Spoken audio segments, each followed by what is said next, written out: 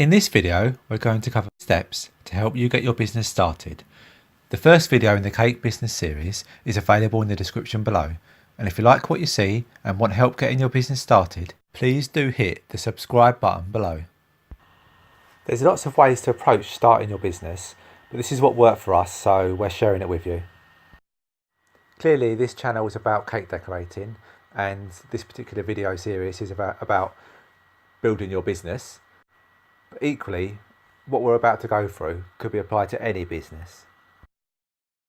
So with that said, let's get started. Take a moment to think, how much do you need to earn from your cake business to be happy? Do you want to earn just a little extra pocket money so you can go out once a month without worrying about money? Or have you got ambitions to open your own shop maybe? Perhaps just earning £50 extra a month will enable you to have a little extra freedom. Or perhaps you want to replace a full-time income and give up work. One thing I should say here is that there's no right or wrong answer. We all have different wants and needs, but being clear on what success looks like for you will help you plan. So what do I mean by this? Well, if you just want to earn £50 or £100 a month, then you may well conclude that you don't want to be spending money advertising your business on or offline. Perhaps you just want to use social networks such as Facebook, Twitter, Instagram, and let your friends and family know about your new business, and maybe that's enough just to get a few cake orders a month. However, if you're on the other end of the scale and want to open a shop, you'll need to be considering a lot more and have to be very thorough in your planning. So, have you got that figure in your head yet? If you have, let's proceed. Let's assume that you've got a figure of £500 a month in your head. At first glance, that might seem a little scary. So let's just break that down a little bit, just to make it a little bit more manageable and achievable. If we change that into a weekly figure, £125 a week, and if we change that into a daily figure, that will be just £16 a day.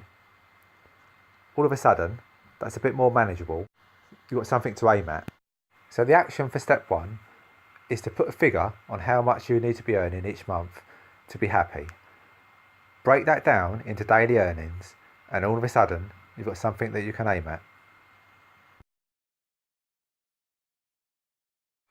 So the purpose of this step is really just to know how much time you've got so that you can be realistic with your goals.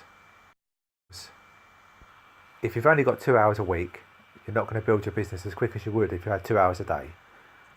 So hopefully, as you can see, I'm just trying to set some realistic expectations in your own mind.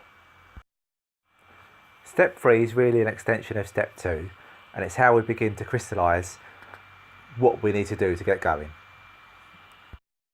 In a moment, pause the video, don't get bogged down in tools, and just do a brain dump. Spend 5 minutes with a bit of pen and paper and write a list of everything you can think of that you need to do to get your cake business started.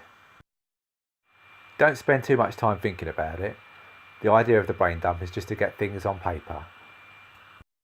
So as you can see here, I've captured some high-level tasks, and then we're going to break those down in this next step.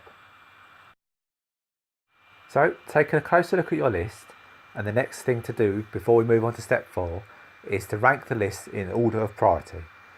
It doesn't matter if that order changes, but you need to start somewhere. Now you've got those on paper, take a moment and think, is this still right for you? Have you got time and motivation to get through all those tasks in your list? The point is not to scare you, but going into business with your eyes open is an important step. But all these things take a little time, and ensuring you're realistic about your targets and knowing what you can put into the business will help you. Okay, let's move to step 4 and break these tasks down. So, you've got your task captured, and you've got a rough idea on the order of priority. And now, we're going to look at each task and consider if we can break these activities into smaller chunks. Why do this? Well, it makes them more achievable.